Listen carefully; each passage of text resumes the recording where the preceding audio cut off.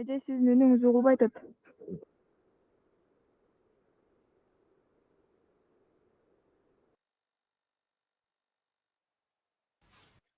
Так, эмичи? Угулуп атабы? Ооба, микрофон өчүп калып калыптыр. Угулуп атат. Так, анда мындай кылабыз. Ушул көнүгүүлөрдү иштейбиз азыр. Анан ортосунда башка көнүгүүлөр келгенде бир аз тема өтүп берем. Негизгиси азыр абзацтардын ортосундагы байланыш жана негизги абзац же текст эмне жөнүндө ошолдогу негизги ойду табууга аракет кылабыз. Так, биринчи көнүгүү.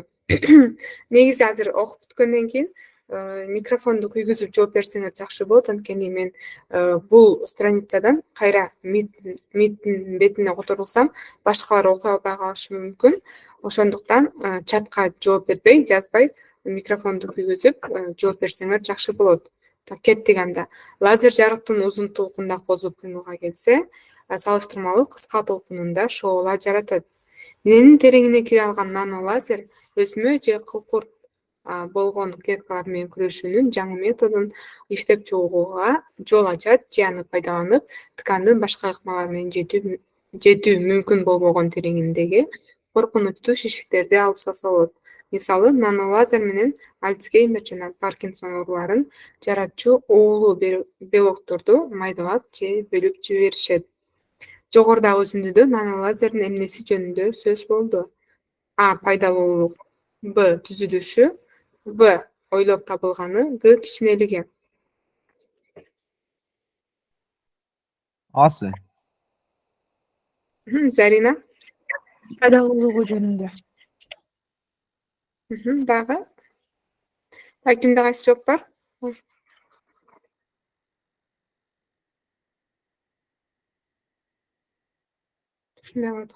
Эми чатка жазып же кол көтөрүп жооп берсеңер болот. Так. Башка вариант ойлогондор барбы же баарыңар А менен макулсуңарбы?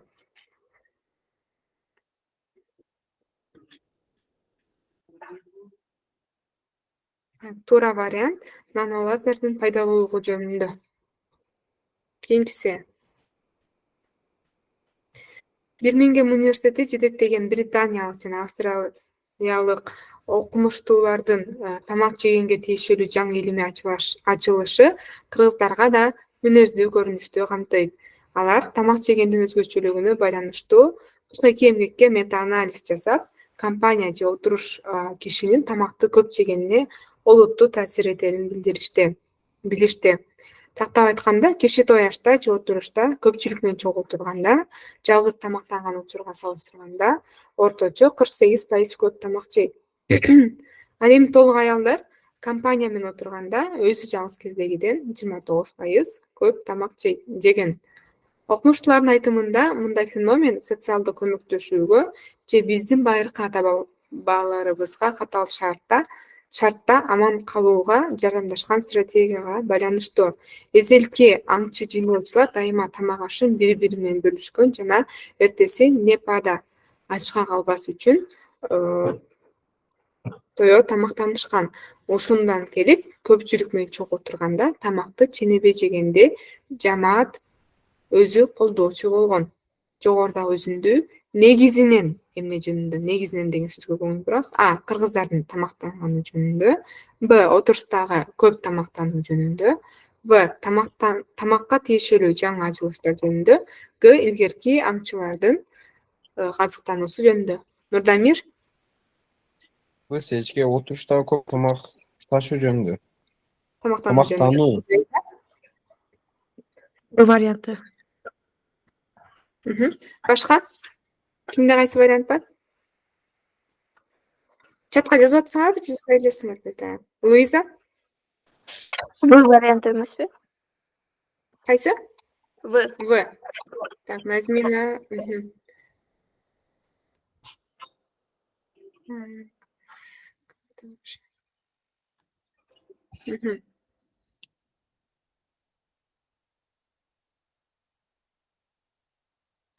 Так. Туура вариант. Б анан В дегендер бар экен. Бул жерде туура вариант отуруштагы көп тамактануу жөнүндө. Ал эми силер ойлогон В варианты дагы туура, бирок ал өтө жалпылаштырылган вариант болуп эсептелет. Негизинен өтө конкреттештирилген вариант жана өтө жалпылаштырылган вариант деген нерсе бар. Бул жерде өтө жалпылаштырган болуп калат, анткени деген тамактануу ичинен отуруштагы тамактануу, кайсы жерде тамактануу ошого жакын болуп жатат. Кийинкиси.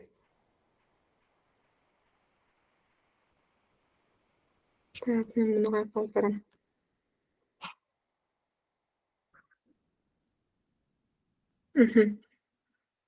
Апельсиндин мөмөсүн жегенден көрө, аны сыгып, ширесин ичкен пайдалуу. Күнүнө бир стакан апельсин ширесин ичүү иммунитетти чыңдап, кишиде өсмө, жүрөк кан тамыр ооруларына бөгөт болот. Мында ачылышты Германиянын Гогенгейм жана Кристиан Альбрехт атындагы Киль университеттеринин окумуштуулары Рейнхольд Карл менен Аня Боси-Вестфаль жасашты. Эки диетологдун тапшырмасы боюнча ден соолугу чың 26 жигит 2 жума бою өздөрүнүн энергияга болгон күндүк талабын, кофеини жок кола суусундугун же апельсиндин ширесин ичип канааттандырышкан. Профессор доктор Карылдын айтымында, эксперименттин көпчүлүк катышуучулары күнүнө 1,2 литр апельсин ширесин 1 литрге жакын кола ичишкен. Алгачкы 14 күндөн соң 1 жума бою денесин тазалашкан. Анан апельсин ширесин ичкендер кола, ал эми кола ичкендер апельсин ширесин ичкенге өтүшкөн.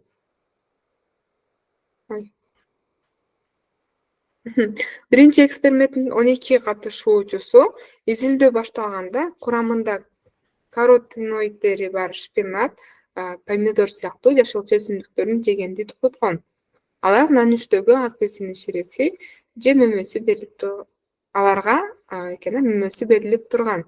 Соңунда алардын ар биринен 8 башка үлгүдөгү кан алынып, каротиноиди текшерилгенде апельсиндин өзүн эмес, ширесин ичкендер бул жол менен каротиноидди 2 эсе көп алганы аныкталган. Мындай гипотеза окумуштуулар арасында мурда эле айтылып жүргөн. Зарина? Апельсиндин пайдасыбы? Так. Апельсиндин ширесин жей. Башка да ким жооп берет? Активдүү катышабыз. Так, Нурдамир, неге бысы?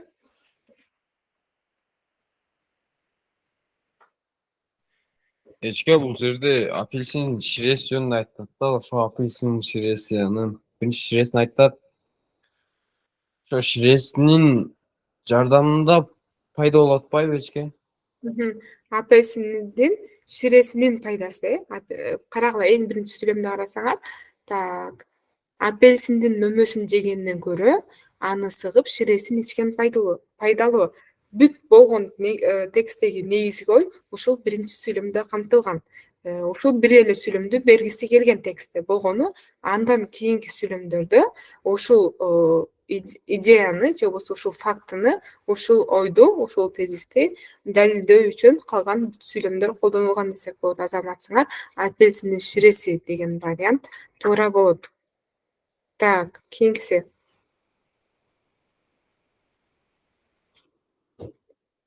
Акыркы 8 жылда Кытайдагы роботтордун саны 4 эсеге өскөн жана барган сайын өсө бермекчи. Робототехниканын 50 жылдык тарыхында кыска убакытта мындай тез өсүү эч бир өлкөдө болгон эмес. Быйыл Кытайда ишке салынган жаңы роботтордун саны 22 миңден 32 миңге жетери күтүлүүдө. Адамдардын ордуна роботторду иштетүүнүн артыкчылыктары кытайлык өндүрүш ишканалары үчүн өтө маанилүү. Албетте, роботторду сатып алуу кымбат, бирок роботтор татаал тапшырмаларды кылдаттык менен аткара алат. Роботтор эс алуусуз, уйкусуз, тамак ашсыз, үй-жайсыз жана маянасыз иштей беришет. Роботтор адамдар өңдүү ооруп калбайт жана нааразычылык билдирбейт. Кытай өкмөтү жыл сайын жумушчулардын маянасын 13% көбөйтүүнү караган маалда ири завод-фабрикалар өндүрүштөрүн автоматташтыра башташты. Кытайдын роботторго болгон талабы кескин өскөнүнөн Тайванда жылына адаттагыдай 10 миң эмес, 1 миллион робот чыгарыла баштады. Кытай роботторду көп колдонгон өлкө болгону менен өзү дээрлик робот жасабайт. Жогорудагы текст эмне жөнүндө? Кытайдагы робот санынын өсүүсү жөнүндө. Так, башка кимде кайсы жооп бар? Чатка жазсаңар болот же кол көтөрүп микрофондон жооп берсеңер болот.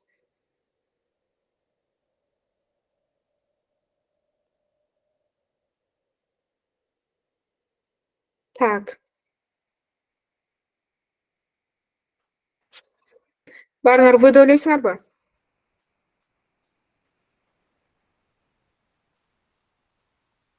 Азаматсыңар В варианты тура. Кытайдагы робот санынын өсүүсү жөнүндө.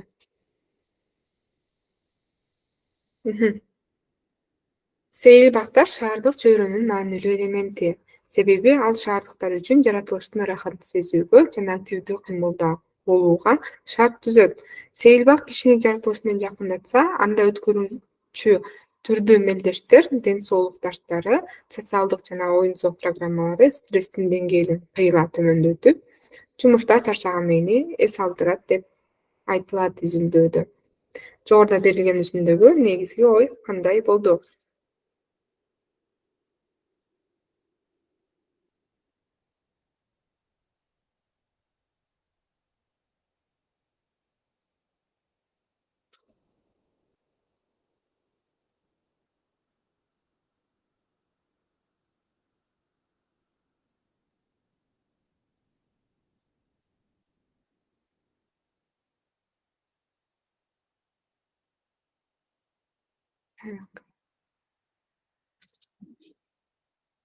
Чыкты.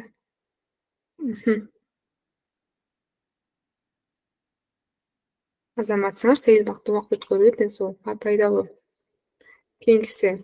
Так, мындай кылалы, баарыңар эле жооп берип атсыңар деген ойдомун. Азыр менде канча окуучу катышып атат, канчасы ким жооп берип атат көрүп атат, бирок канча окуучу катышканы көрүнгөн жок да. Эгерде ким эмне үчүн кайсы вариант туура болгонун түшүнбөй калса, же жетишпей жатсаңар, бир аз батыраак окуп коюп же батыраак өткөрүп жатсам, анда сөзсүз түрдө айтыпла, маанилүү болгону көп көнүгүштө эмес, маанилүү болгону аз көнүгүштөсүк дагы ошодон бир пайда алып калуу. Так. Азыр кыргыз тилинде сүйлөгөндөрдүн көпчүлүгү, айрыкча бийликтин өкүлдөрү, депутаттар үчүн кыргызча сүйлөө кыйынга турарын көрүп эле келатабыз. Чечендикти мындай кое туралы. Сүйлөп баратып орусча сөздөрдү аралаштырып, кээде биротоло орусчага өтүп кеткен чечендер бар. Мунун өзү адабий тилинде эмес, элдик тилинди керектүү деңгээлде билбегендиги, маданият тармактары жөнүндө жетиштүү кабарлары жоктугу, руханий жактан жардылыгы бар адамдарга таандык экенин айтуу туурадыр.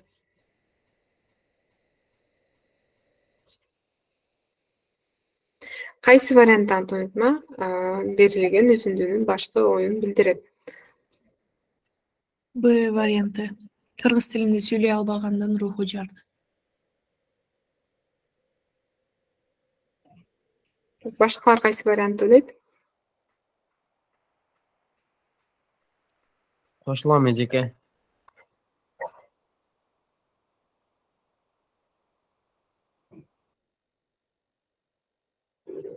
Так, башкалар дагы жооп беребиз. Баягы эле аттарды көрүп жатам.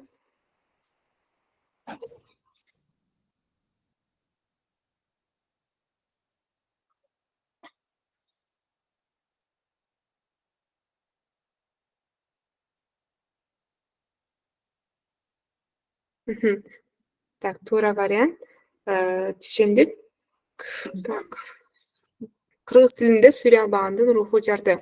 Бсы туура. Так. Кайсы вариант билгендер бар эле? Б. Так. Жок, бул жерде Гс эмес, Бсы туура болот. Так. Кийинки. Так, башка катышуучулар дагы жооп беребиз сөзсүз түрдө.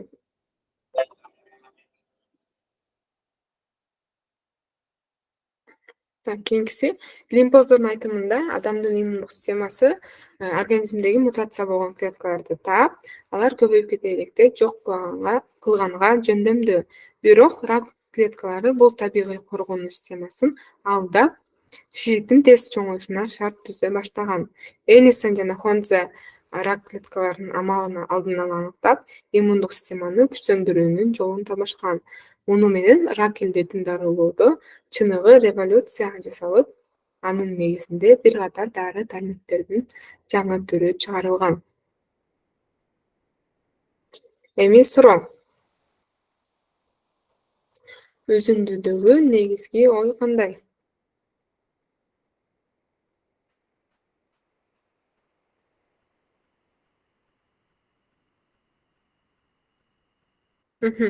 Суроолорду карап койдуңарбы? Текстке кайра коем.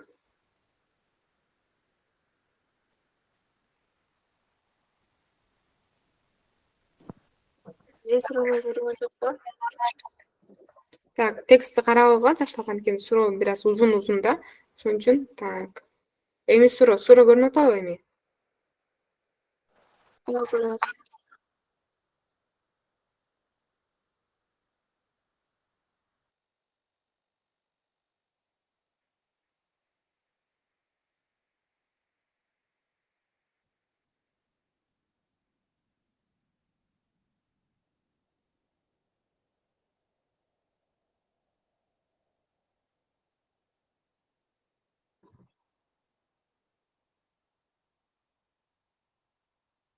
Так.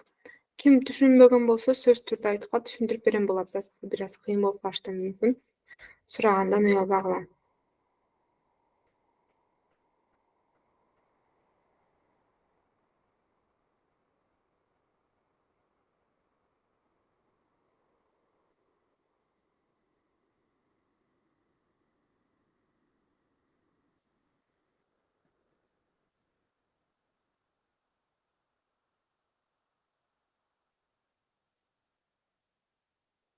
Так. Туура жооп. Рак оорусуна каршы туруу үчүн иммундук системаны күчтөндүрүүнүн жолу табылды. Ошол баарыңарга түшүнүктүү деген ойдомун. Кийинкиси. Саламандра жана кескелдирик кесилген куйругун кайра мурдаадай кылып өстүрүп алат. Бирок кескелдириктин жүнүндөгү сөңгүктүк нейрон клеткалары жаныбардын зыян тарткан нерв клеткаларынын калыбына келишине жол бербейт. Натыйжада саламандранын кайра өскөн куйругу кадимки оригинал куйругундай иштейт. Кескелдириктин куйругу кемирчек менен толуп, териси эзилки абалына келгени менен эч кандай нерв клеткалары болбойт. Өзүндөгү башкы ой кандай?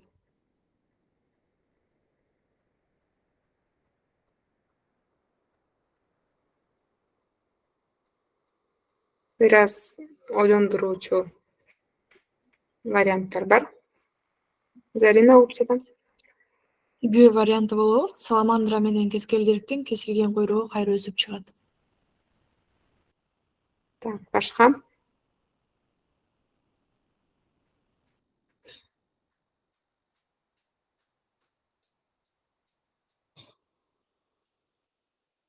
Жакшылап ойлонобуз.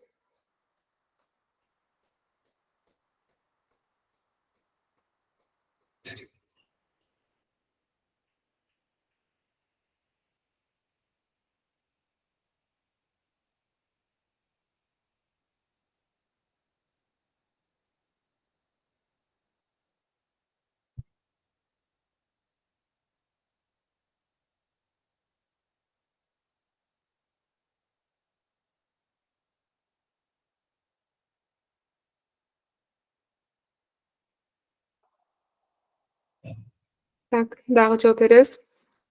3-4 эле окуучу жооп берди.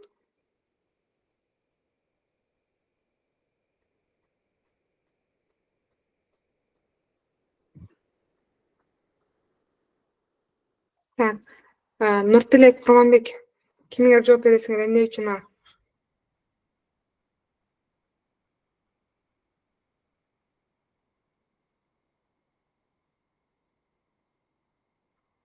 Курманбек.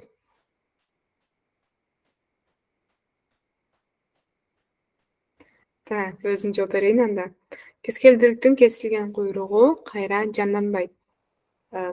Башкы ой ушул болуп эсептелет. Анткени карагыла, дайыма эле эң башкы ой сүйлөмдүн башында же тексттин башында жагыша бербейт.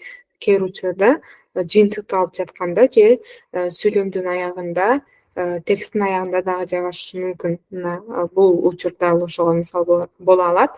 Карагыла, терисездик абалына келгени менен эч кандай нерв клеткалары болбойт. Нерв клеткалары болбогон эми бул өлүк деген нерсеге барабар болуп калат. Анткени нерв клеткасы болбогондон кийин ал эч кандай ооруну сезбейт. Так, андан кийин дагы көп чекип турат. Демек, мындан аркы дагы ой уланып кетет. Мисалы, кескелдириктин куйругу жөнүндө же кескелдирик жөнүндө бир текст баштасак, башын кызыктырыш үчүн мүмкүн ушундай кылып баштасак болот. Саламандра менен кескелдирикти салыштырып, андан кийинки ойду кескелдириктин өзгөчөлүгү жөнүндө улап кетсек болот. Ошондуктан бул жерде туура вариант кескелдиктин кесилген куйругу кайра жанданбайт.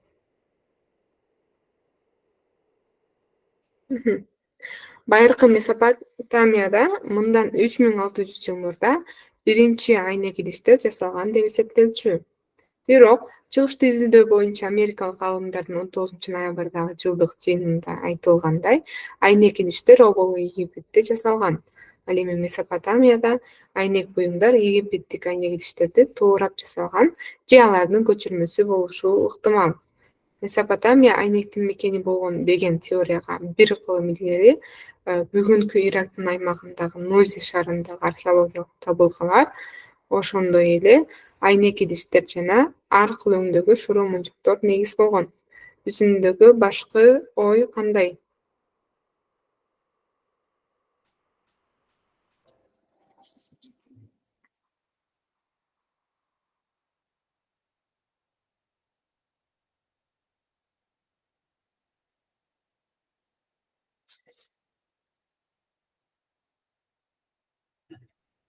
Башка?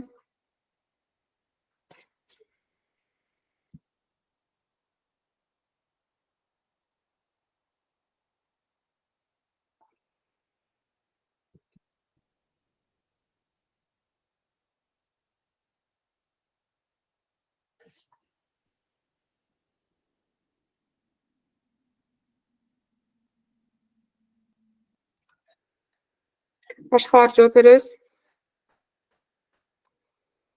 Кайра текстке коюп коеюн. Туура вариант алгачкы айнек идиштер Египетте жасалган. Эми болсо, мындай кабыл, тексттин маанайы эмнеге жакын деген суроо бар бизде. Ошол учурда эмоция болушу мүмкүн, ошондой эле кептин түрлөрү болушу мүмкүн жана башка, кандай десем, ой толгоо, мисалы, ой толгоо же болбосо сындоо, далилдөө, төгүндөө жана башка бар болушу мүмкүн. Ошолорду бири-бири менен кантип айырмалай алабыз? Так, төгүндөө деген эмне? Жокко чыгаруу. Так.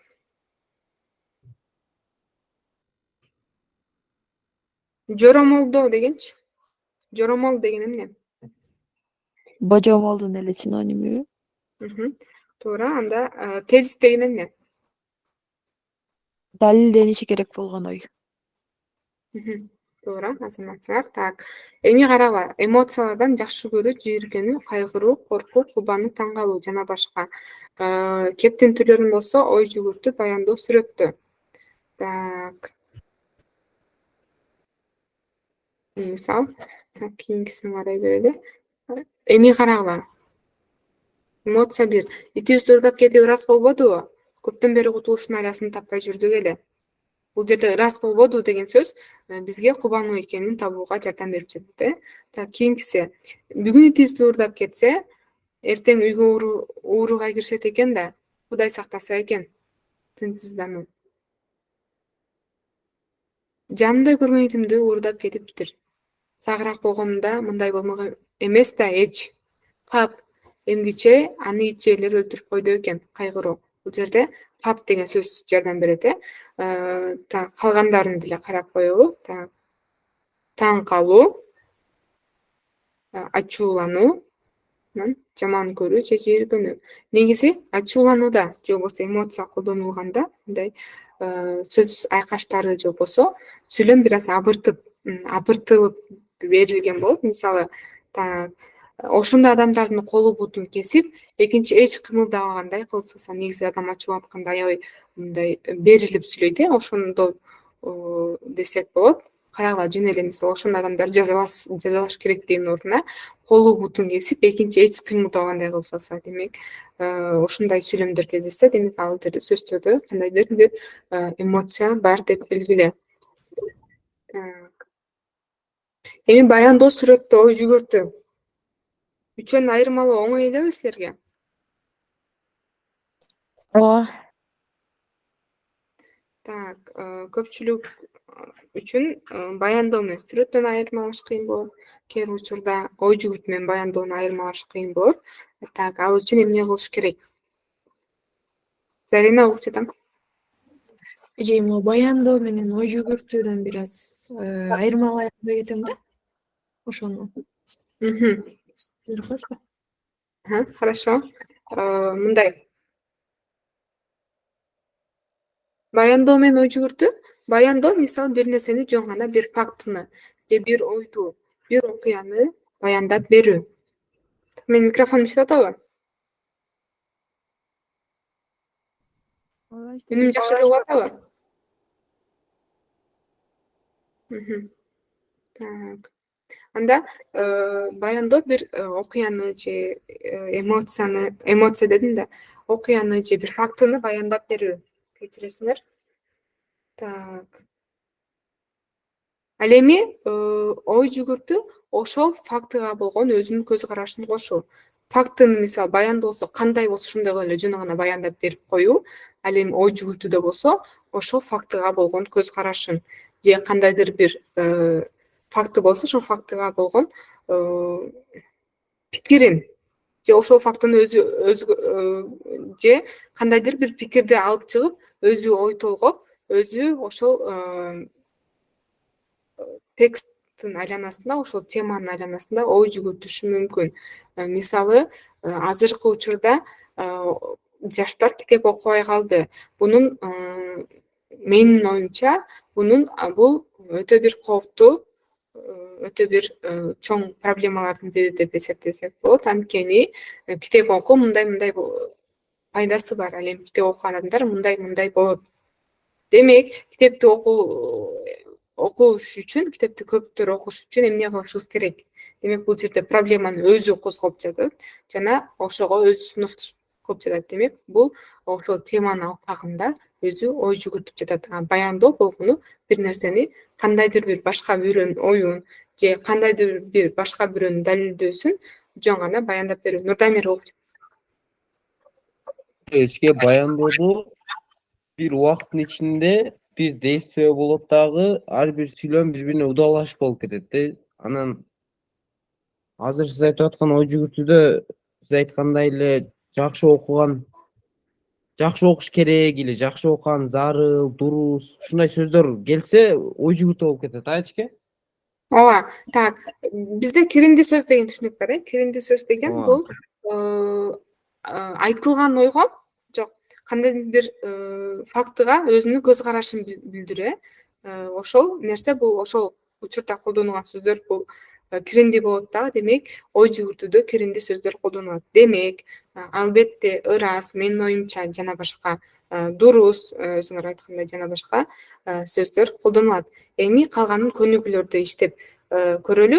Дагы бир айта кетчү нерсе, бир текст 100% жөн гана баяндоо менен болбошу мүмкүн. Мисалы, 80% баяндоо, 20% сүрөттө бир аз кошулуп кетиши мүмкүн. Анткени жөн гана супсак баяндоо болсо, жөн гана баяндоосу бир аз супсак болуп калышы мүмкүн. Ошондуктан бир аз сүрөттө кошулушу мүмкүн. Ошон үчүн дайыма суроо мындай берилет, карагыла. Эмнеге көбүрөөк жакын? Кайсынысына көбүрөөк жакын? Демек, 80% баяндоо болсо, 20% сүрөттө болсо, баяндоого көбүрөөк жакын.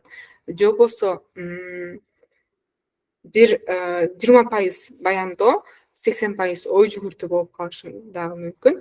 Бир илимий изилдөө экспериментти баяндап, ошол экспериментке болгон өзүнүн көз карашын же ошол эксперименттин алкагында ой жүгүртсө, демек бул жерде 20% баяндоо, 80% ой жүгүртүү болот да. Көбүрөөк эмнеге жакын дегенде, ой жүгүртүүгө жакын деп жооп бересиңер. Так, эми азыр көнүк иштеп көрөлү. Баары түшүнүктүүбү? Так. Түшүнүктүү деген ойдомун. Бир нече жылдан бери колдонулуп келаткан жаңы илимий метод, атап айтканда, адам ДНКсын секвенизациялоо жана термолюминесценттик жол менен аныктоо ыкмасы адамдын сөөгүнүн кичинекей бир кемиги табылса да, анын кайсыл ордо жашаганын жана кандай расага же жыныска таандык экенин так аныктап бергенге мүмкүнчүлүк берүүдө. Ошол методдорго таянып, генетиктер менен антропологдор жогорку палеолит деп аталган доордогу адамдардын миграциясы, так, мындан 15.000–25.000 жыл баштагы замандар жана ал кездеги адамдар кай жерде жашаганы, кай жааттарды көздөй жер которгону тууралуу так маалымат алышууда. Жогорудагы үзүндүнүн маанайы эмнеге көбүрөөк жакын? Баяндоого же? Баяндоого. Нурдамир? Чолпонай? Нурдамир угунду.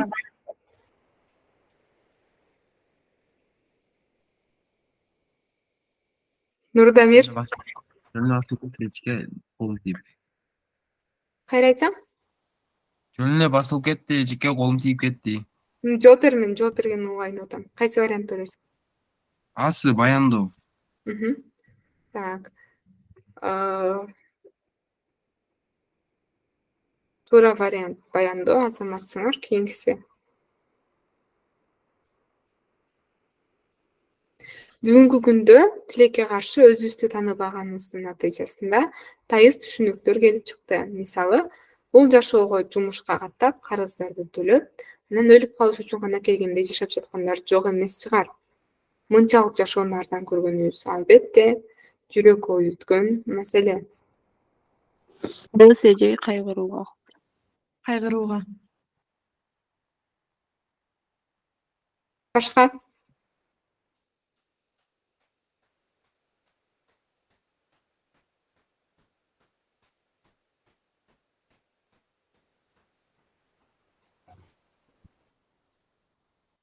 Азаматсыңар. Кийинкиси.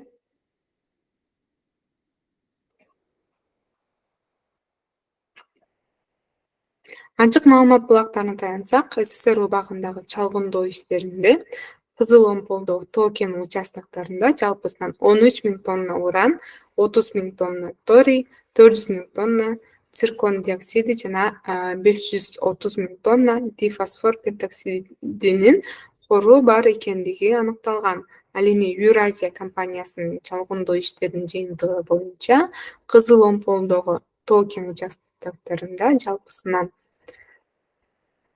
3,5 тонна уран, 8,54 тонна торий, 34 тонна циркон диоксиди жана 1,16 миллион тонна титан магнетит кору бар деп табылган.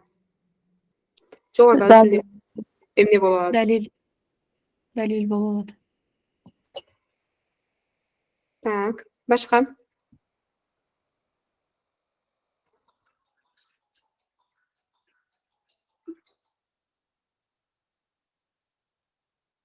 Так. Нуртилек?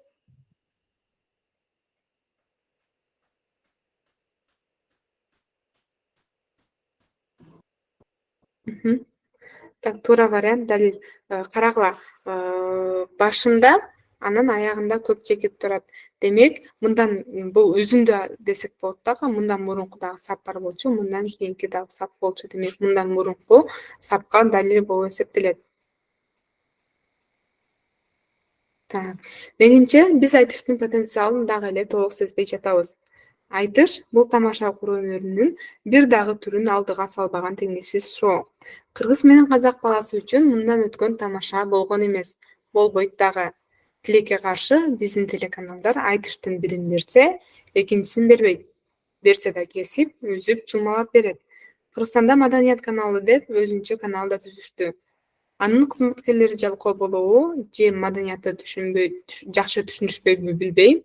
2-3 жылы илгери өткөрүлгөн бир-эки айтышты улам кайталап, эптеп эфирди толтуруп келе жатышат. Жогорудагы үзүндүн маанайы эмнеге көбүрөөк жакын? Ой жүгүртүүгө.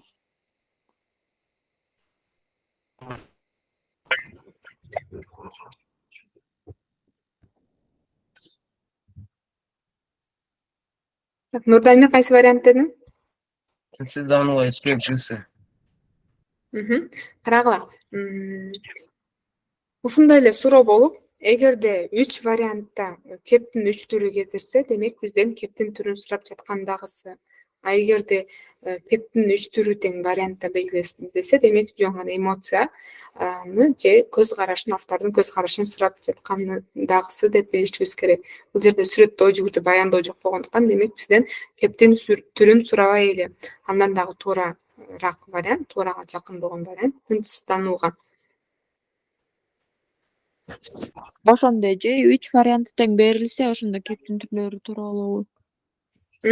Кептин түрлөрүнүн бирөөнү тандашыбыз керек. Мисалы, ушул эле нерсе карагыла мындай болсо: А сүрөттөөгө, Б ой жүгүртүүгө, В баяндоого, Г жыйынтыктоого десе, демек бизде кептин 3 түрү тең 3 вариантта бар да, демек кептин түрлөрүнөн гана тандашыбыз керек. А кептин 4-түрү түрү жок. А эгерде мисалы карабайсыңар, бул жерде 2 гана кептин түрү, экөө болсо мындай башка аргумент болгондуктан, биз башка вариантты дагы тандай алабыз. Негизи деген, мисалы, кептин түрүн сурап жатканда бизде кептин 3 гана түрү бар, бирок дайыма 4 вариант болуш керек. Ошондуктан 4-төртүнчүгө башка бир нерсе кошуп коет. Ошондуктан суроону жакшылап түшүнүш керек. Кыргызстанда таш ыргытсаң, врачтын башына тиет. Совет бийлиги учурунда медиктерди жалгыз медициналык институт даярдап чыгарса, азыр андай кесип боюнча адисти 4-5 окуу жайы даярдайт. Медицина илиминин бардык тармагы боюнча врачтар бар. Анын ичинде илимдин докторлору да бир топ. Бирок ооруп калсак, аларга ишенбей, Германияга же Түркияга барып дарыланабыз. Жактырбастык.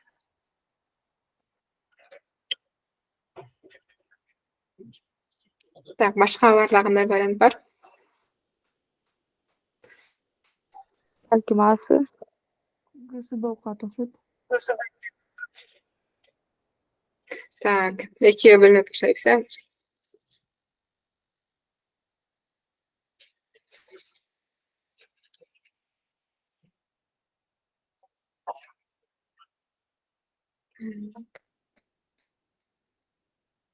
Эми мындай, асы дегендер кол көтөрөбүз, кооптонуу дегендер кол көтөрөбүз.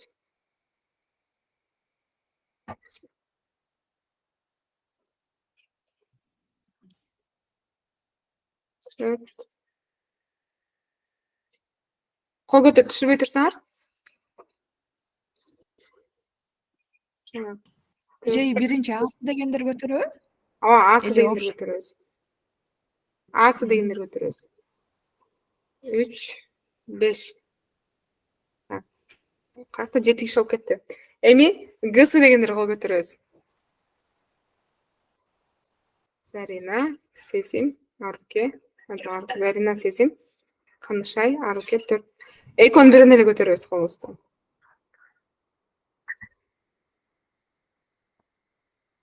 Туура вариант Гсы. Так, түшүндүрүп берем азыр. Кооптонуу деген эмне? Шек саноо деген мааниде болуп калды. Жок, кооптонуу деген шек саноо эмес. Кооптонуу деген эмне? Мындай ишенбөө дегендей мааниде эмеспи? Коркунучтуу. Коркуу болуп калат. Коркууга жакыныраак, э? Бул жерде эмнеден коркуп атат? Карагыла, жактырбастык экенин кайсы сүйлөмдөн байкайбыз? Анын ичинде илимдин докторлору да бир топ. Бирок ооруп калсак аларга ишенбей Германия же Түркияга барып дарыланабыз дейт. Бул мындай кандай десем, жай окусаң билинбейт, бирок айтып жаткан адамды ордуна өзүң ото койсоңор, өзүңөр ушинтип айтып жатсаңар эмне нааразы болмок, жактырбайт белеңер же коптонот белеңер. 4-5 окуу жай мурун медициналык институт гана болсо, азыр 4-5 окуу жай бар. Врачтын баардык түрү бар дейт. Тармак боюнча баардык врачтар бар. Анан доктор намына чейин алгандар, бирок ооруп калсак аларга ишенбей Германия же Түркияга барып дарыланабыз. Демек биздин билим берүүнүн деңгээлине же биздин врачтарга болгон жактырбастыгы, ошондуктан гысы турат. Түшүнүктүүбү эми? Коптон деген коркуу, бул жерде ден соолугубуз үчүн коркобуз же бейтаптар үчүн коркобуз деген сыяктуу саптар же ой байкалбайт. Түшүнүктүүбү? Коптон деген сөздүн маанисин билбесеңер, сурайлыгыла да анан белгилегиле. Так, азыр мен менен чогуу иштеп атканда силерде мүмкүнчүлүк бар. Билбеген же түшүнбөгөн нерсеңерди сурап туруп, анан белгилегиле. Ал эми жыгырттын өзүндө сурай турган эч ким жок болуп калат да. Ошондо белгилей берсеңер болот. Азыр болсо мүмкүнчүлүгүңөр бар болгондо сурап үйрөнүп алгыла. Так, саптардын ортосундагы байланышты табабыз эми. Биздин экономиканын өнүгүүсү үчүн бир эле нерсе керек. Ал үчүн батыштын эли жасап чыгарган товарды биз же бир аз сапаттуураак, же бир аз арзаныраак жасап чыгарып сатышыбыз керек. Рынок мамилелеринде тайекке жээн деген жок. Кимдин товары арзан жана сапаттуу болсо, эл ошонукун алат. Биз бүткүл соода уюмунун мүчөсүбүз. Анда 162 мамлекет бар. Ага Орусия да, Казакстан да кирет. Алардын баары биздин товарды өз рыногуна өткөрбөй койгонго акысы жок. Берилген үзүндүн биринчи абзацында айтылгандарды, экинчи абзацында айтылгандар ырастап турат. Жалпылап турат. дагы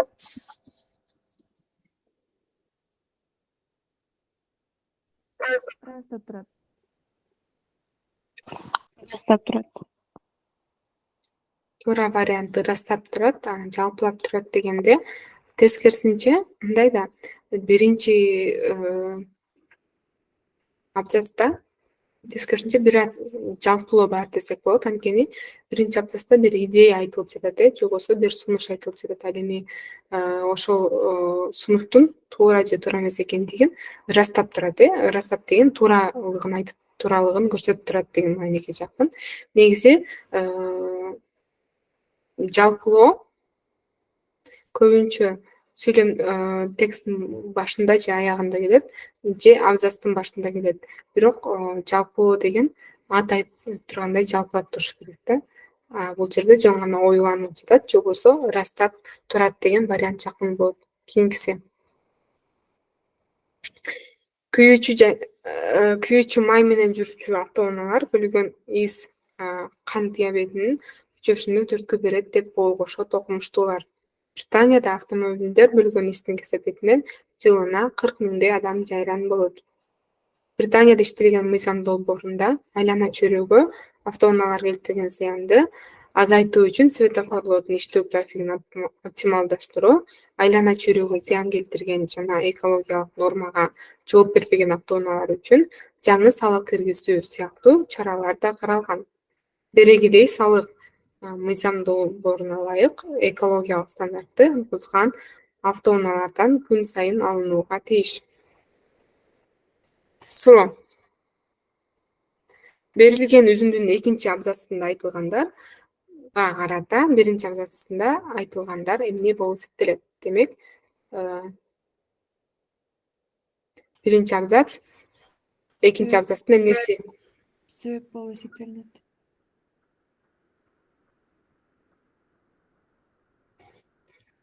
Биринчи абзац себеби, экинчиси анын натыйжасы дейсиңерби?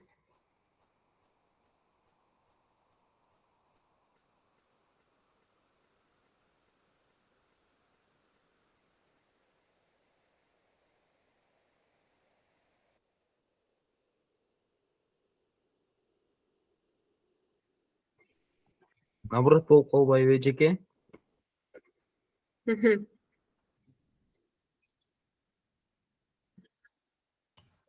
Натыйжасы ошондо. Так.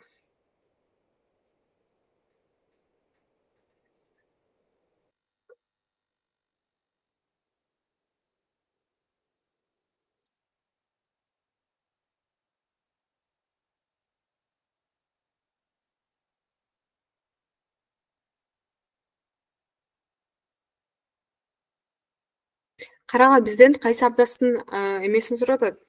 Берилген үзүндүн экинчи абзацында айтылгандарга карата биринчи абзацта айтылгандар эмне болуп эсептелет? Демек биринчи абзац эмне деп бизде биринчи абзац сурап жатат. Себеппи же натыйжабы?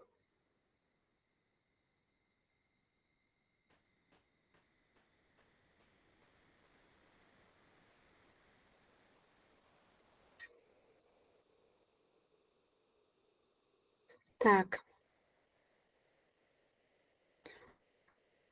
Кайра эле себеп дегендерди коюп отурабыз.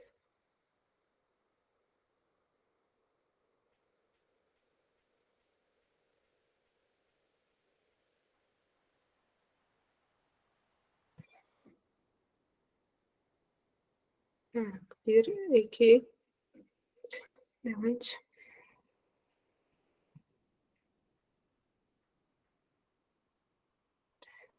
Алты. Эми натыйжа дегендерди коюп отурабыз.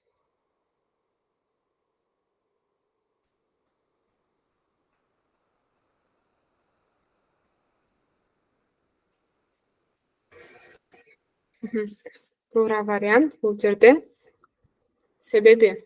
Эмне себептен налог салык киргизип жатат анткени ал зыян болгондугу үчүн исказы машиналардан бөлүнүп чыккан исказы зыян болгондугу үчүн салык киргизип жатат. Демек биринчи абзац себеби, экинчи абзац натыйжасы. Туура жооп себеп деген болот. Кийинкиси. Так.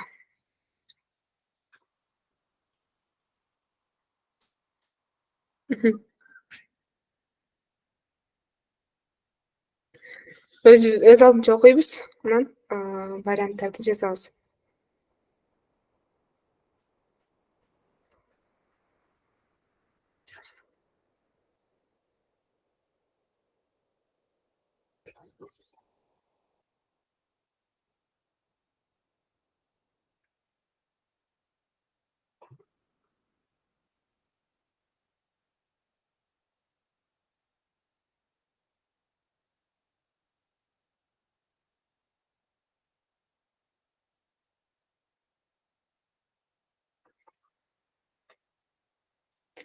Чатка жооп берсек болот, же кол көтөрүп жооп берсек болот.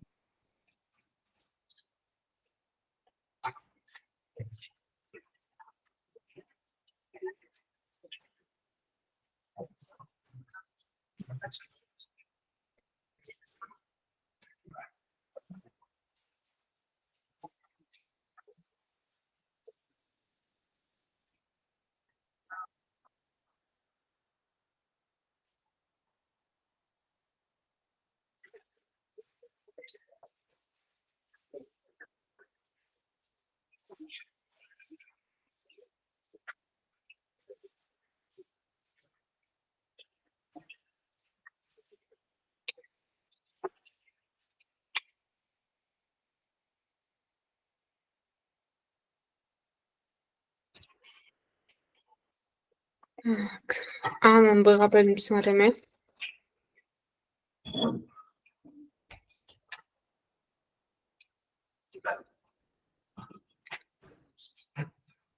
Анысы кайсы вариант эле?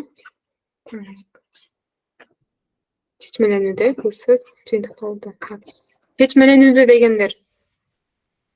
Вариант туура дегендер коюп отурабыз.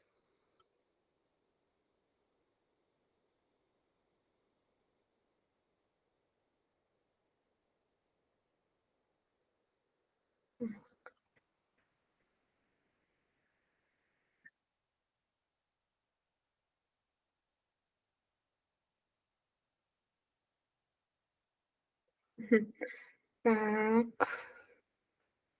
Үчөө.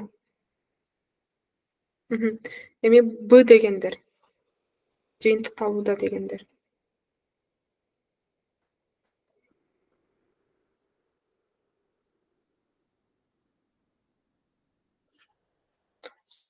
Бешөө. Башка? Башка варианттар билсеңер.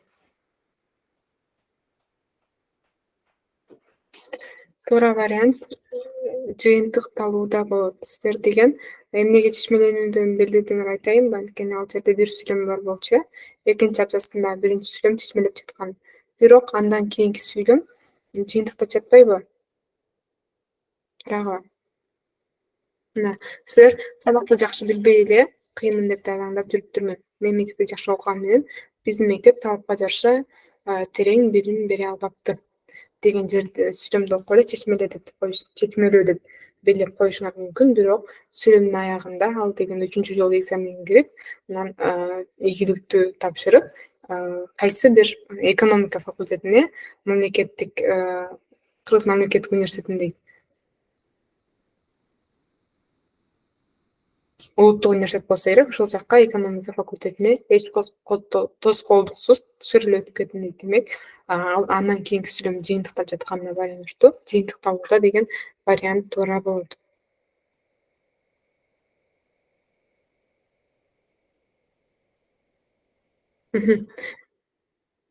Г варианты жалпыланууда. Так, ушул текстти окуйбуз эми.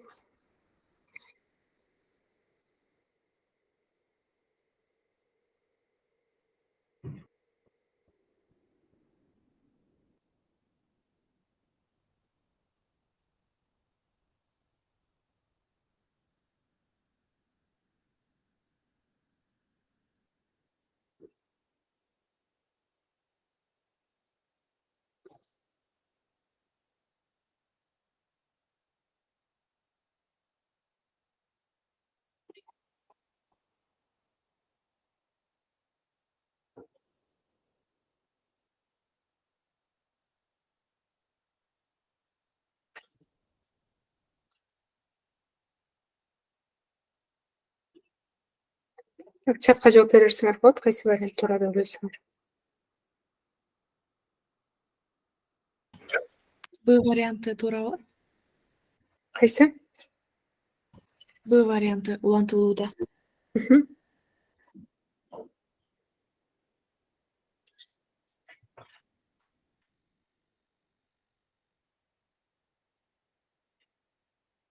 Так. Башка?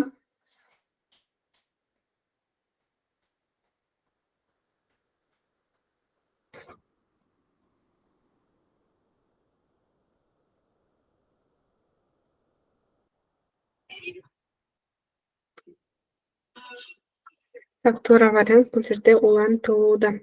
Биринчи абзацта кандай бир идея айтылып жатат э. Так, айтышты деген эл жүргөн жерде өткөрүш керек. Анын пайдасы бар, айтыштын пайдасы жөнүндө сөз болуп атат э. Андан кийинки абзацта ошол эле уйдуланып жатат болгону жакшылап көчтүрсө акындарга да акча болот эле деген ой айтылып жатат э. Анткени мурун деген акындарга жакшы төлөнчү, ал ошондуктан бакканда да башкалардан кем баккан эмес дейт. Анан ошондуктан акча айлык акысы көп болгондуктан дагы көптөгөн акындар чыккан дейт. Калга кээп айтканда түтүн сайын ырчы чыккан дейт. Демек, өзүнүн оюн улантып жатат, же болбосо өзүнүн сунуусун улантып жатат десек болот. Туура вариант улантылууда.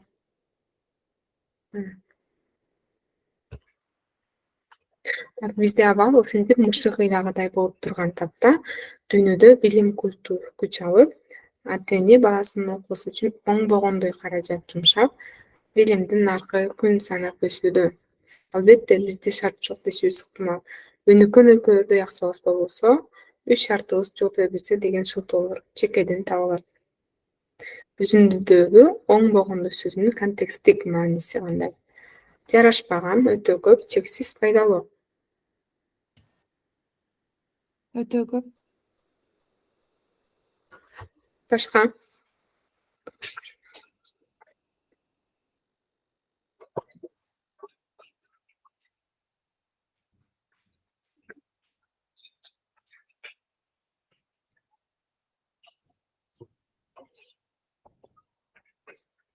Так, азаматсыңар өтө көптөгөн мааниде колдонулду. Негизи кээде мындай болуп калат. Мисалы азыр оңбогондо деген сөз мындан мурун угуп эле жүргөн сөзүбүз да. Анан контекстин дагы ошол сүйлөмдү түшүндүк, кандай мааниде колдонулганын дагы оңой эле түшүнө алып, бирок кээ бир учурларда эч кездешпеген сөз болуп калышы мүмкүн. Ошондо эмне кылабыз? Биз сөз түрдө 4 вариантты ошол сүйлөмдөгү сөздүн ордуна коюп окуп көрсөк, бул дагы бизге жардам берет. Так. Кийинкиси. Ал түгүл, бала чагыбызда жана жаш кезибизде кыргыздын айдың лөктөрүнүн өз ара тирешине да күбө болуп калдык. Эл акыны Алы Токонбаев кыргыз тексттеринде деле советтик родина деп р тамгасын чоң кылып жазуу керек. Анткени советтик родина деген сыймыктуу түшүнүктү кыргыздын ата мекен сөзү дурус чагылдыра албайт деп көшөкөрлөнүп чыкты. Ага каршы эл жазуучу Түгөлбай Сыдыкбеков жана башка калемгерлер чыкты. Алар кыргызча ата мекен сөзү кайсы гана мазмунга салынбасын, мааниси төпкөлчү сөз экенин айтышты. Үзүндүдөгү лөк деген сөз кандай адамдарды билдирди? Кадырлуу, күчтүү, жөнөкөй, алып.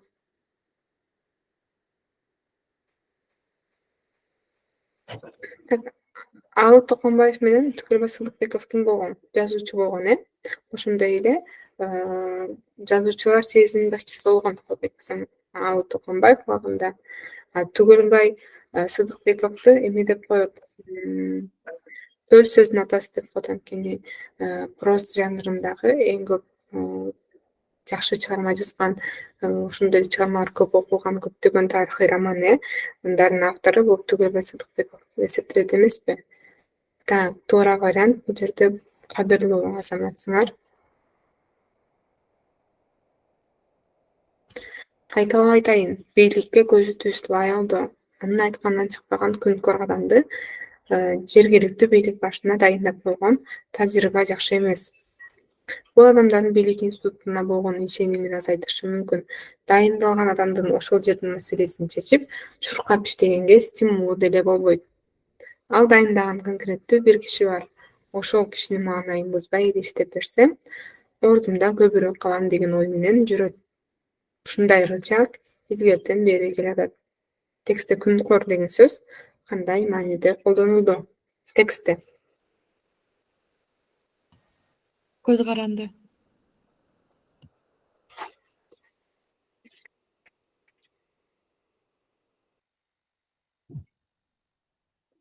Так, кошоматчы дегендер бар, анан көз каранды дегендер бар.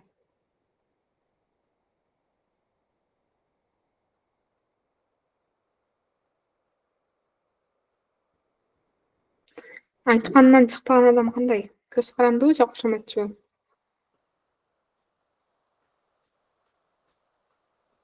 Көз карандай болот.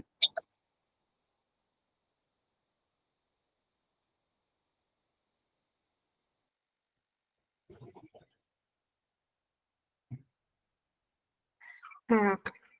А дегендер бар, Г дегендер бар, демек, бул жерде бизге жардам берүүчү сөз айтканынан чыкпаган.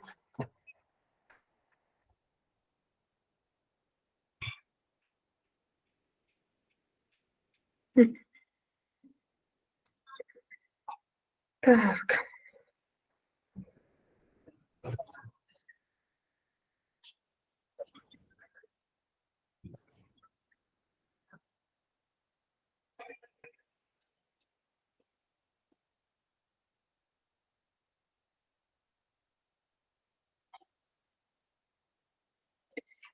Туура вариант бул жерде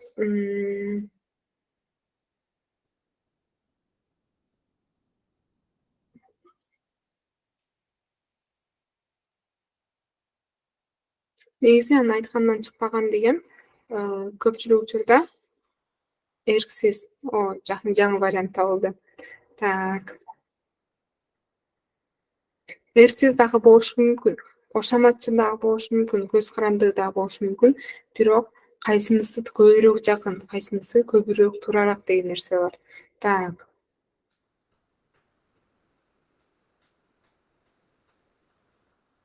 Айтканынан чыкпаган деген сөздү көрүшүбүз керек да бул жерде. Так. Суроо. Айткандан чыкпаган деген кандай мааниде колдонулат? Кошоматчы же көз каранды? Көз каранды. Көз каранды. Демек, көз каранды деген вариант туура. Так. Бир аз сапаты жакшыраак болбой калыптыр. Окулуп жатабы, окуп жатса окуйлу, окубаса кийинки текст көтөрөлү. Мен да окуп берем. Так. Британияда кыргыздар казактардан же орустарга салыштырмалуу азыраак көбүнчө 15-20 жыл жашап койгон үй бүлөлүү адамдарды кездештирем. Ал эми жаштардын басымдуу бөлүгү билим алууга келишет. Азырынча мекенге кайта турган оюм жок. Лондон мен үчүн өз үйүмдөй болуп баратат. Анткени маданияты, менталитети менин жан дүйнөмө жакын. Кырсыдан караганда Лондондо өзүмдү коопсуз сезем. Так, өзүнүн автору Лондондо калууну чечкенин белгилөө менен эмне дегиси келген? Кырсыдагы жашоонун тынч эместигин, Лондондо убактылуу гана жашай тургандыгын, кырсыдан жадап калганын билим алуусу керек деген.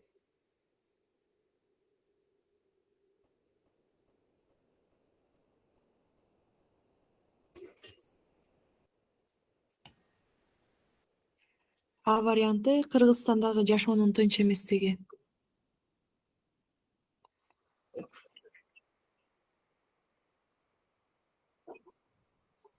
Так.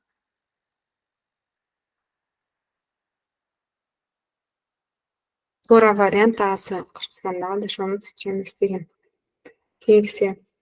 Кыязы көл менен аны курчаган жайлоолор эч кимге керек эместей. Көл менен жайлоолор акча табууда, улуттук оюндарды же башка шаан шөкөттөрдү өткөрүүдө гана керек. Аны таза кармоо, акыр тишкирүүгө бастырбоо ойго келе элек. Чет өлкөлүктөр көчмө маданиятыбызга суктанышат. Биздикилер болсо шатырашатман шаңга ыраазы.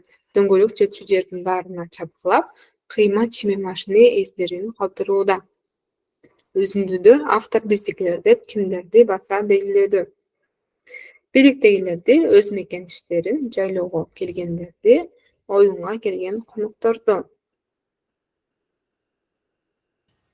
Б. Өз мекендештерин.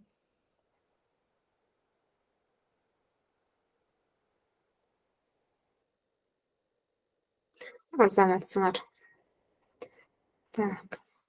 1930 жылдардын ичи, 1950 жылдардын башында Касым Тыныстанов, Тазабек Сананчин, Зыяшев Бектенов, Хусейин Карасаевдей далай чыган кыргыз тилчилери четинен кармалып, атылып, абакка салынып, же жумуштан куулуп, ага удалаш далай чыгандары улуу согуштун эпкининен курман болуп, Айтор 1950 жылдардын ичинде кайсы бир деңгээлде күнкөр болгон саясатчы, тилчи төбөлдөр кыргыз тилине орус тили аркылуу өздөштүрүлгөн сөздөр орус тилинин орфографиясында кандай жазылса, кыргыз текстинде да ошондой жазылат деген эрежени токушту.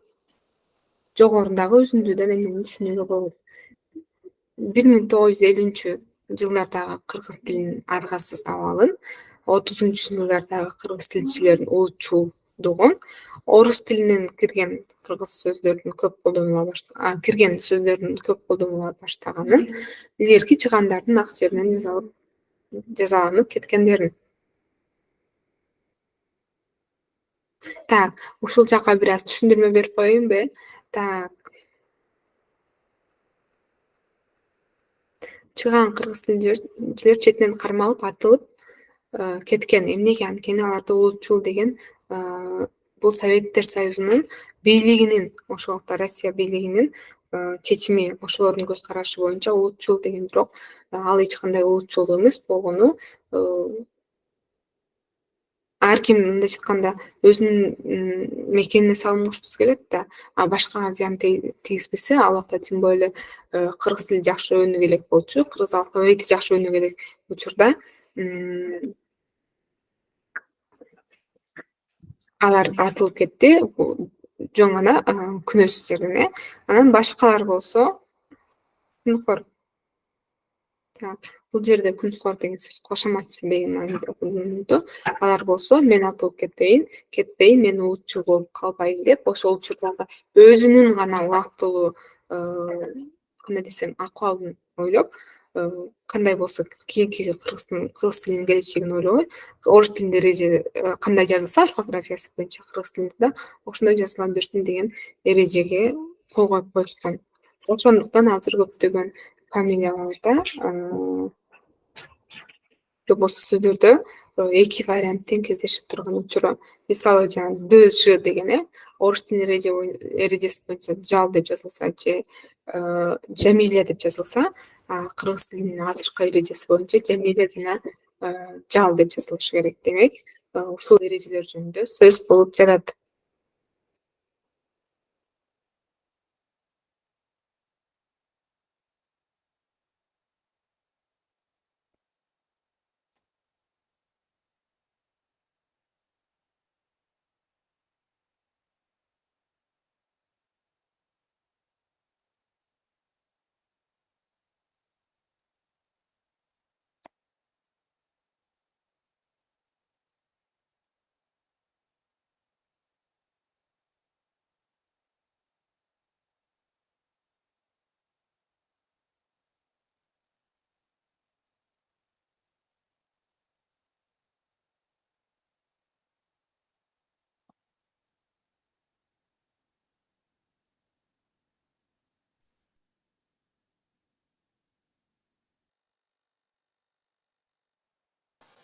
Үнүңүз болбой жатат. Микрофонду өчүрүп отуруңуз.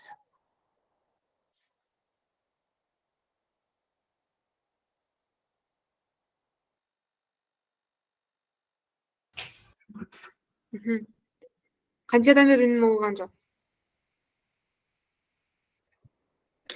Ушул эмеге которгондон бери. Так, ушул абзацка так, автоматтык түрдө өзү өчүп калды. Кандайдыр бир эмеден ноутбуктун өзүнүн эмеси бар да.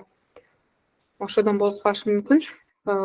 Абзацты окудуңар, текстти баарыңар окудуңар. Кайсы вариант турат ойлойсуңар? Ушул вариант текст эле окуп жатканмын да мен. Так, каймана тике ачык А курч. вариант эжей. Каймана.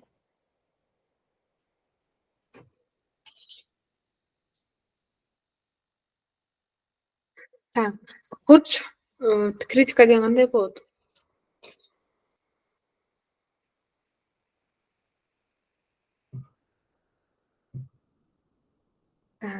Негизи курч критика деген сөз айкашы көп колдонулбайт, колдонулса дагы мындай туура эмес болуп калат. Анткени курч критика деген көпчүлүк учурда өтө катуу деген критика болуп калышы мүмкүн. Азыркы учурда критиканы кандай түрдө кездешет көбүнчө?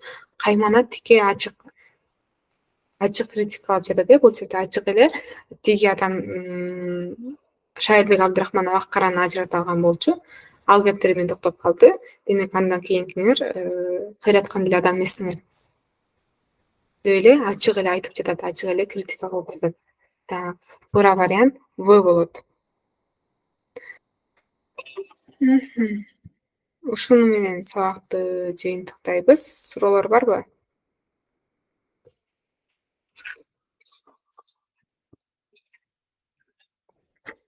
Суроо жок болсо фамилия атыбызды жазбай чыкпайбыз. Курманбек. Так. Башкалар фамилия атыбызды жазабыз, анан чыгабыз.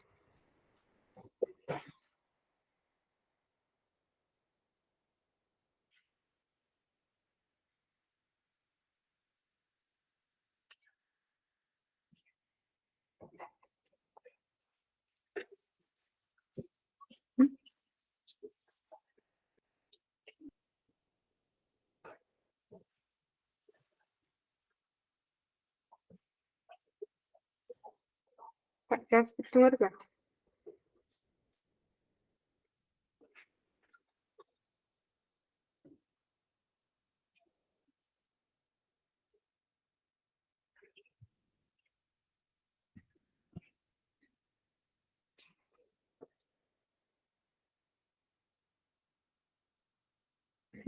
Саламаттарга.